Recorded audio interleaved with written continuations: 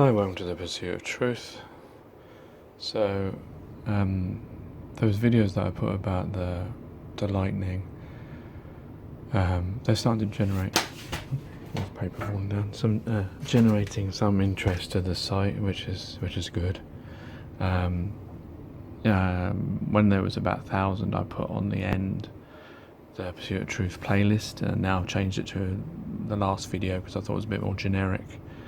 So maybe more people would click on it. The subscription's gone up by 12 or something. That video is coming up to 6,000 in total. The three of them has come up to 8,000. So that's good. So maybe it'll get people more to check the rest of the videos that I upload about these truths, well, that's my hope anyway.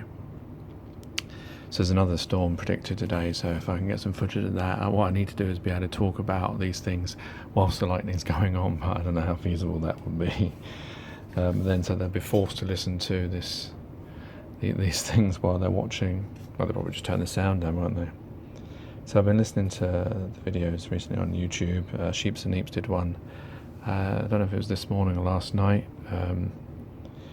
And the one thing that sparked me from one of the videos he was showing, I think it was to do with artifacts and whether they were alien artifacts or who built them, and it noted about how America hadn't been found the 1700s and Antarctica as well, and it just made me remember that the lies that we've been told haven't been there forever.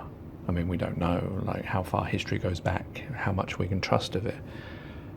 But, you know, when people say, well, you know, how can people keep this lie, you know, that the earth is flat and all these other lies. But if you think about it, we're taught everything, and most of our, you know, modern history doesn't go that far back. You know, to think that, I mean, there were people living on America before it was called America and taken over by white people.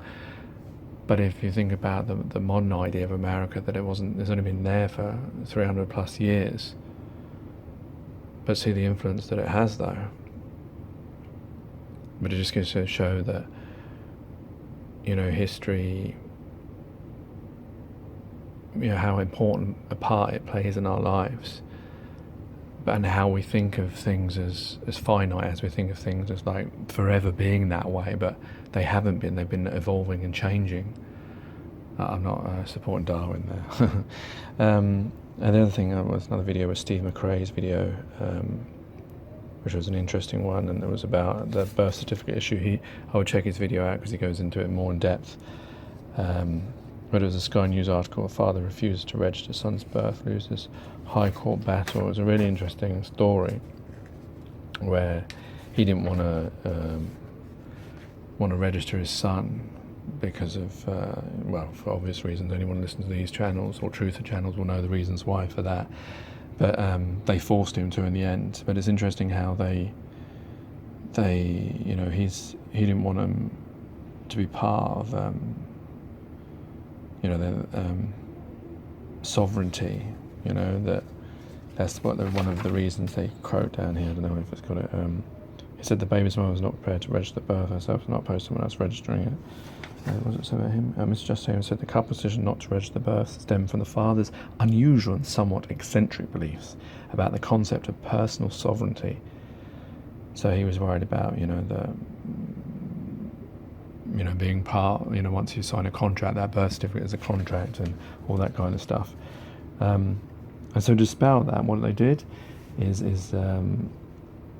they said that the judge explained that the 1953 Birth and Death Registry Act required a birth to be registered within 42 days of the child being born. He concluded, "I'm satisfied that the local authority may intervene to assert its own parental responsibility to register the birth. In these circumstances, the local authority is the institutional parent." Well, there you go. Well, he was worried about his personal sovereignty, and what did they do? They decided to register the child anyway. Well, you can see why he would be worried about that, isn't it? Because they just do whatever they want.